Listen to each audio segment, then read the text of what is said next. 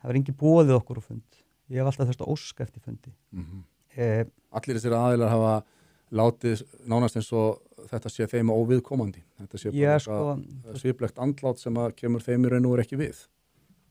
Já, sko, erfitt að segja, en þú veist, allavega við óskum eftir fundið þarna á fyrst við HK og þau í rauninni velja bara að vilja ekki tjá sig meira málið. Það er rauninni harma atburðin en ætla ekki að tjá sig frekar málið.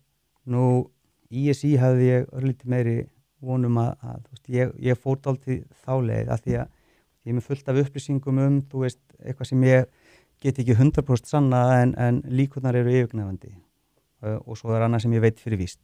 En þar eru nöfn og annað og ég hef aldrei vilja fara á stað með eitthvað sem eru persónulegar árásar og eitthvað neitt. Ertu með fullt af upplýsingum segjuru sem að vísa í hvað, meinarðu? Já, ég meina það er bara svona, þú veist, að það séu aðila sem að væri kannski sniðugt fyrir ráðandi hlutlausan aðila að ræða við til að fá einhverja, þú veist, sýni við það og yfirsýni við það hvað gekk eiginlega á. Það er ekki mitt hlutverk. Ég er bara tengd málinu og er þú veist, syrgjandi aðstandi. Það er ekki mitt að gera það. En ég er farið á 3 fundi með ISI og það er meðal framkvæmdastjórnum líka. Þar er í rauninni, þú veist, það er engin þar sem ætlar að taka hana bolta því að veist, þeirra viðbrögð við þessum pistli voru þau að framkvæmdastjórnum hringdi í mig og það var svona fljótlega ljóst að aðalatriði var í rauninni að það var rangfærsla í þessum pistli hjá mér og rangfærslan er svo að samskiptaráðgjafi íþrótt- og æskulýðsmála. Ég titla hana sem samskiptaráðgjafi ISI. Það var mjög mikilvægt að ég myndi leiðrétta þessa rangfærslu því að ISI kemur ekkert að þessu máli. Það var aðalatriði hans huga að þetta er í leiðrétt. Það fannst mér. Þá er það bara næsta skrefið mér. Það er óska eftir fundi hjá barna- og menntamálaráðuneyti. Ég er búin að fara á fund þar líka með pappa. Og það er allir tilbúinir að hitta okkur, leyfa okkur að ræða þetta og þú veist, sýna okkur fulla virðingu og nærgætni þegar við ræðum við þau.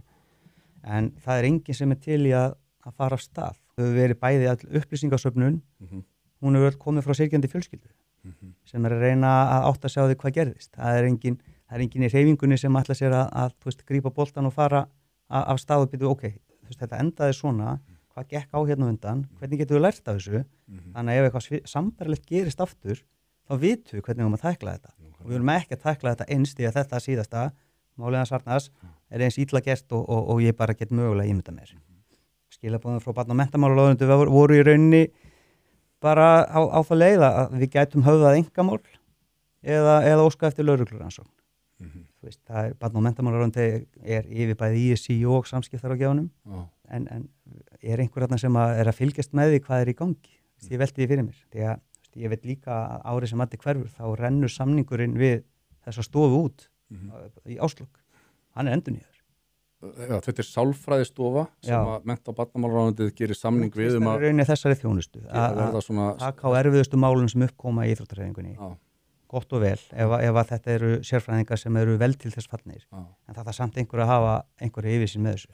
Og það er endurnýjaður samningurinn við þessa stofu það að gegna þessu embætti áfram eftir andlát data. Já, maður vonast alltaf til þess að sko, ég veit alveg við fæ aldrei og við vitum öllu, við fáum aldrei mannin tilbaka. Við ætlum að reynsa mannúð við hans en við ætlum að líka reyna að stuðla að því að starfsumhverfið og það verður eitthvað lærdómur dregin. Eitthvað gerist sem að þú veist verður til þess að við getum horft tilbaka og sagt ok, það kom þó allavega út að þú veist, það er unnið þú veist vel og faglega með máli núna. Ég get ekki séð að það sé. Þið hafið ekki getað fengið þá vissu út úr þessu einu sinni þó að. Nei, það vissi mér ekki. Hvaða tilfinningar berjast inni þegar þú heyrir fleiri fréttir af þessu embætti sem eru svona til marks mikil ófaglegheit og léleg vinnubrögð? Ég er bara bæði sorgmættur og ég verð pínulítið reiður líka. Að við skulum í alvörunni ekki ætla að læra neitt á þessu. Ef að þetta mál Arnars og þessi lýsing á hvernig er núna sótt að Brynjari alveg óháð því hvort þú ert stuðningsmaður hans eða sammálunum með þjálfaraðferðið alveg saman.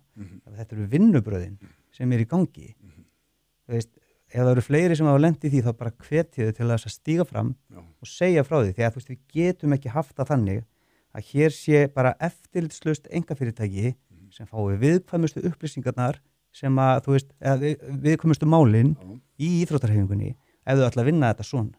og það enginn sem getur stoppað þau af og það enginn sem getur leiðrið þau og þau bara, sigla bara áfram eins og þeim sýnist. Það ekki hægt að hafa það þannig.